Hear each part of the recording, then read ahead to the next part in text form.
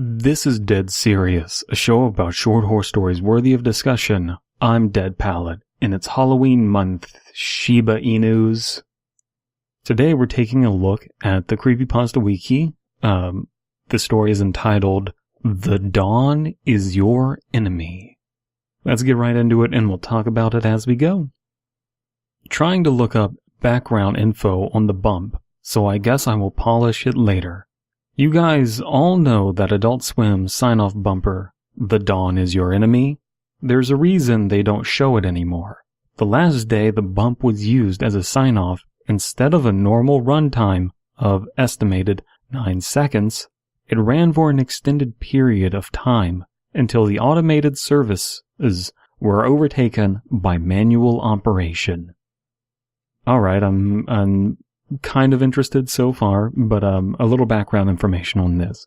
For people who don't know about Adult Swim. Adult Swim would run these like weird experimental film bumper things in between commercials and everything. And I have very fond memories of going to sleep early in the afternoon when I got home from school. That way I could get up late and watch Adult Swim. So I would just get my sleep in a 3-hour and 5-hour block.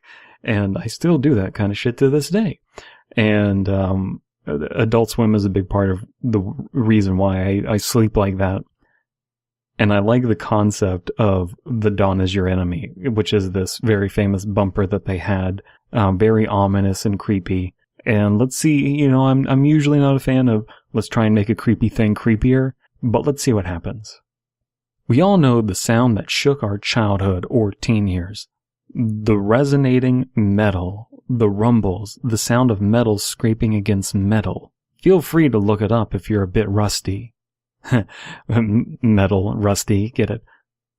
That's weird because I don't exactly remember it sounding like metal. It just sounded like weird ambiance music. Maybe it was like heavily distorted metal scraping against metal? Anyway, now, then the audio cuts.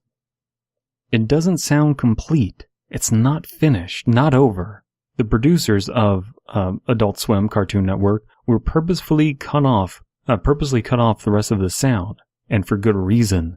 The rest that followed was the exact reason why you'll never see this bumper again on the air.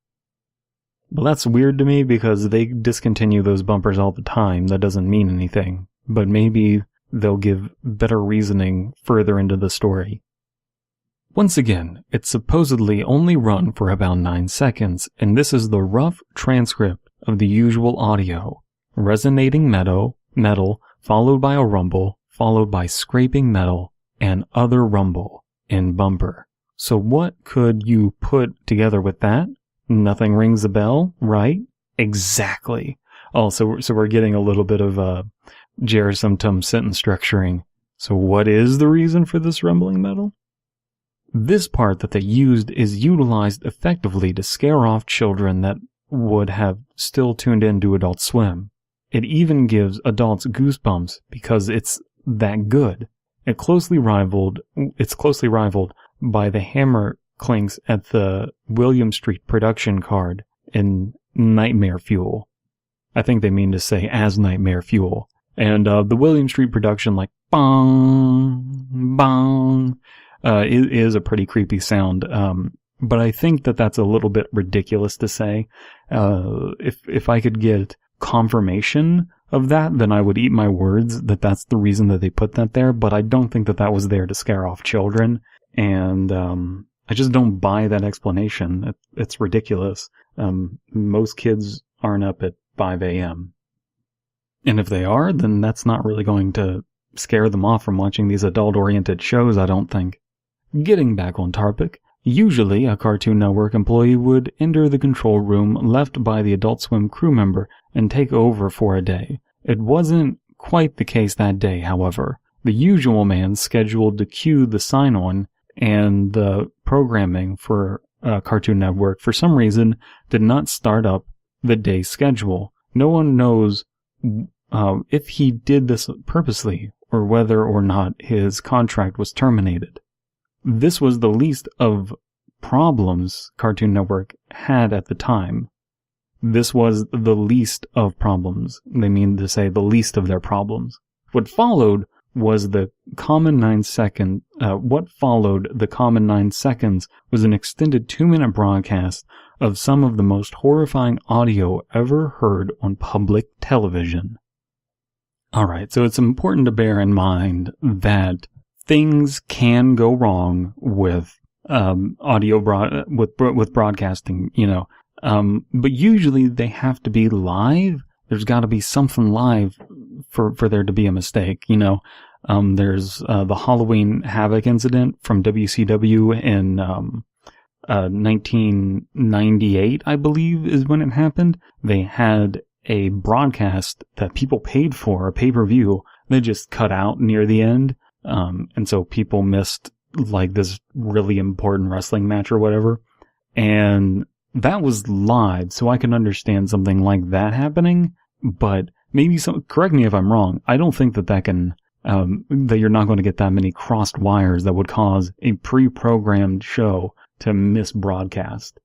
And if there's something truly horrifying, I'm sure that it would be cut out on the production level before it gets to wherever it is it's supposed to be broadcasted. Ultimately, I am just not really buying this story. Although I want to believe that there's something horrifying that's played. And if it's horrifying in a way that is believable, then maybe I can make concessions for this story. The metal continued to resonate, and the scraping continued. Slowly, an uncontrollable sobbing became clearer, people. Not one person was crying, but a multitude of people were screaming and yelling. As the metal scraped, the screaming grew louder. Soon, you can hear the slicing of flesh, the grinding of bones, and the gushing of blood, the guttural death rattles of people dying. Across the United States, millions of children and adults were being exposed to what sounded like a barbaric mass murder. Oh, children and adults. So you mean everyone? People were calling in all across the country, crying and screaming and begging for it to be turned off. Something kept their eyes attached to the screen and kept them listening to the broadcast. Man, this story really is exhibiting Jerry symptoms. Jerry symptoms, for those that don't follow UCA and don't know UCA memes, means that these people, despite being witness to something horrifying that they don't want to be witness to, continue to watch, where the drama and the horror could be immediately alleviated by them just leaving. Anyway, people assumed the control room was finally gotten to, and the bump was shut down. They keep saying bump when what they mean to say is bumper. Do people use the jargon bump? I don't think that they do. Ending a traumatic experience no one could undoubtedly forget. In the last few moments, as the resonating metal grew to an unbearable volume, the channel showed the peaking sun winking at the viewer, and the channel cut to bars and tones. If this actually happened, people would be talking about this. This would be much bigger news than it is, and so it didn't happen. This does not happen. And what's more, I mean, have you ever seen Metalocalypse, a show that runs on Adult Swim and Cartoon Network? It's just ridiculous that this would traumatize people. It might traumatize a very young child, but even then, I think the child would just flip away. How was Cartoon Network going to cover this up? Oh, here's the juicy bits. How are we going to cover this up? No one knows their exact tactic to this day. It just fucking happened, people. It just happened. They just killed every adult and child that saw this thing, I guess. Multiple theories have been thought of, ranging from preemptive cease and desist to possible, the good old cease and desist. No one ever broke a cease and desist order ever.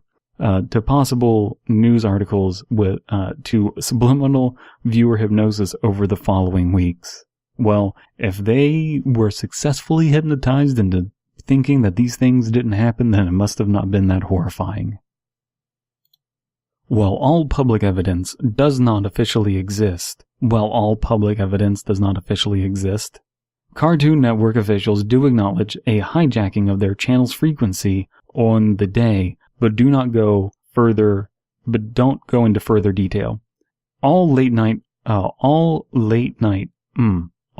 morning bumps, including The Dawn Is Your Enemy, were replaced with the corresponding ones from the 1:30 a.m. slot. Word is, however, that somewhere hidden in a Onion site, accessible only via Tor, on the dark web, is a recording of the bump played that morning.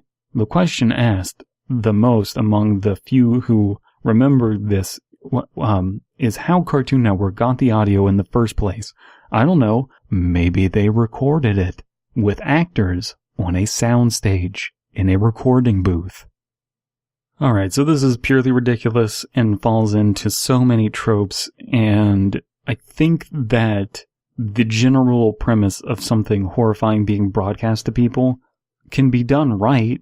You just have to lower your goals, and it's just such a ridiculous treatment. Let me know what you think of the story down below. The idea of a cease and desist or a non-disclosure agreement that's just going to magically make this go away, or hypnosis. I just don't. The story could maybe work if it didn't have so many problems, but there's just not enough allowances that you can give the story to let it be believable. And it's kind of frustrating because it is kind of hitting on the ashcan horror mentality of something disturbing being shown to children and trying to ground itself realistically, but that's a difficult thing to navigate ultimately.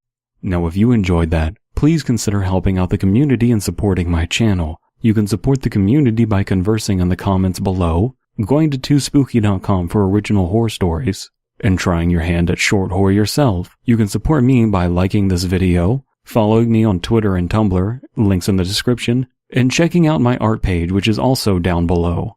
Thank you so much for your time, and now on to our sponsor at this non-moment in time, which is Jelly Belly Jelly Beans. Jelly Belly Jelly Beans. Just a bukkake of flavors.